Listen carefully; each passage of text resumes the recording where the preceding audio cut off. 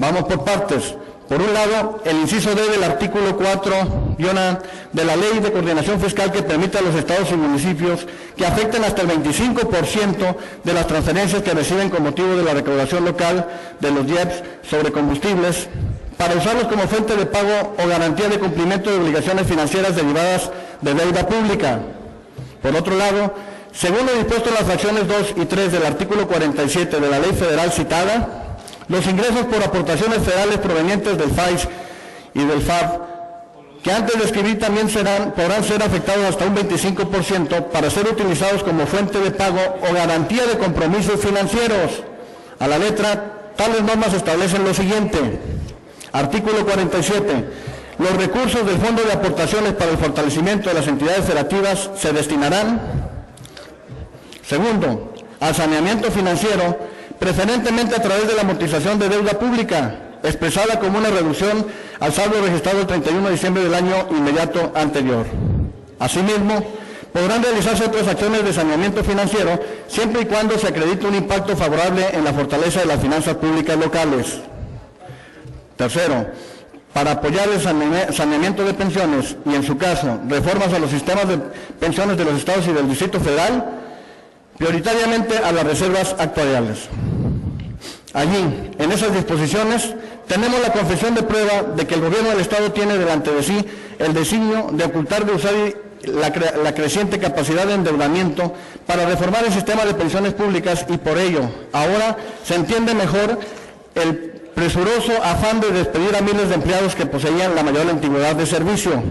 con el fin de reducir la presión financiera sobre las reservas actuariales que debe garantizar. 4. Con relación a las obligaciones financieras con motivo de las pensiones, la Administración Estatal guarda con el mayor sigilo del tamaño de los compromisos y los plazos que suponen. Nos podemos dar una idea aproximada del peso que significan con los datos contenidos en los informes trimestrales de la situación económica, los egresos del Estado de Tabasco que entrega la Secretaría de Administración y Finanzas. Al 31 de diciembre de 2006, el denominado Fideicomiso de Inversión y Administración para el Pago de Pensiones y Jubilaciones destinadas a los asegurados del ISSSTE ascendía a 385.464.000 pesos, saldo que ascendió a diciembre del 2007 a un total de 416.307.000 pesos,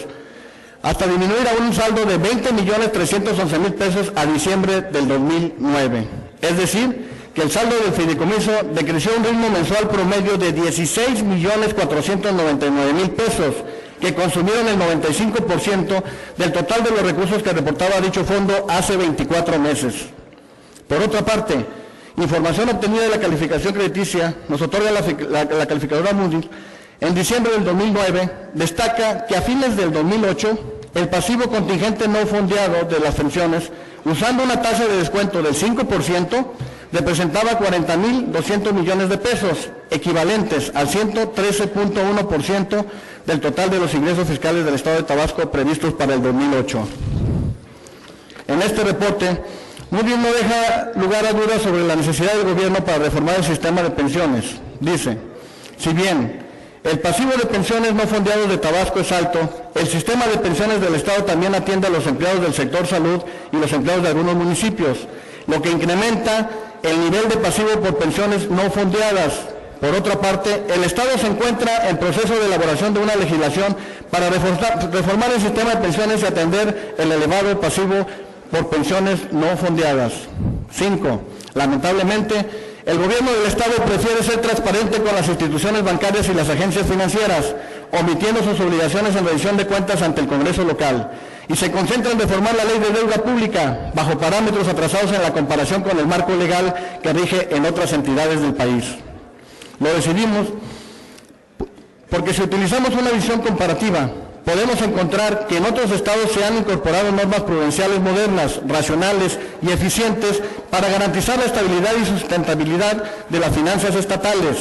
así como para asegurar el control legislativo sobre el endeudamiento público. Por ejemplo,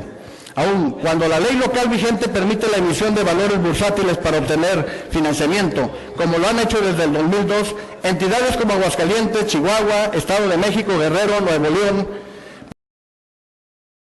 a esa modalidad de financiamiento, aunque es obvio que dichas emisiones deben ser garantizadas por sólidas calificaciones financieras y la solvencia fiscal de los gobiernos.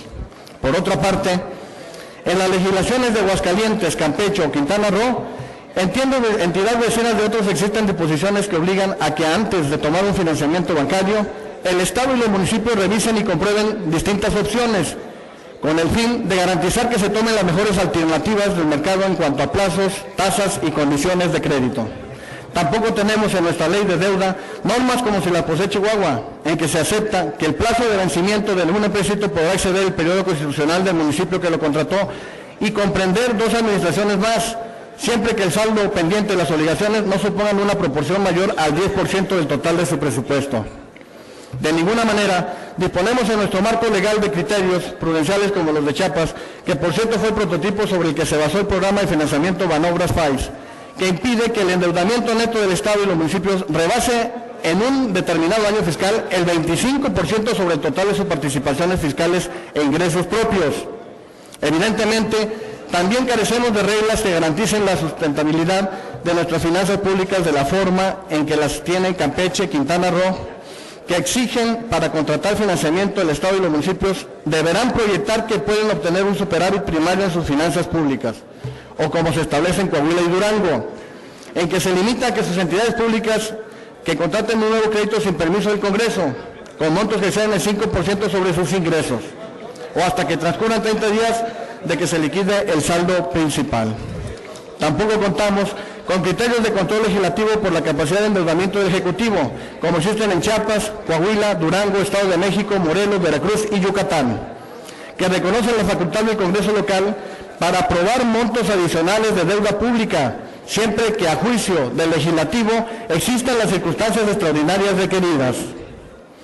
Y mucho menos tenemos lo que dispone Zacatecas, que obliga a la comparecencia del titular de finanzas del Ejecutivo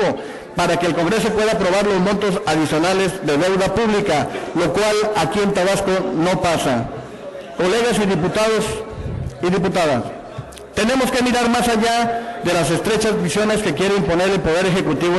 en la definición, discusión y aprobación de las reformas legales a la creación de nuevas leyes. En esta coyuntura, el orden jurídico de Tabasco desperdició una oportunidad estratégica para modificar su marco legal de deuda pública de conformidad con tendencias modernas que sirviera para fortalecer la estabilidad, sustentabilidad física y la responsabilidad presupuestal de las finanzas públicas del Estado y los municipios. Y sobre todo, que reconocieran la potestad del Poder Legislativo para controlar y fiscalizar la capacidad de endeudamiento público. De la misma manera, hemos consentido la falta de transparencia del Poder Ejecutivo en el análisis de las motivaciones que puedan estar detrás de las reformas que hoy aprobarán, que podrán ser usadas para dobles propósitos que hoy agravian a la ciudadanía, como menoscabar las expectativas de derechos a la pensión por jubilación de los empleados del gobierno, así como para solventar las debilidades financieras del gasto público del Estado. Por todo ello, les insisto a que sean capaces de hacer una valoración final sobre las consecuencias de abrir demasiado la regulación sobre el endeudamiento público, para que no rebasen los límites del interés público y el reclamo democrático de una mayoría social que se siente desprotegida en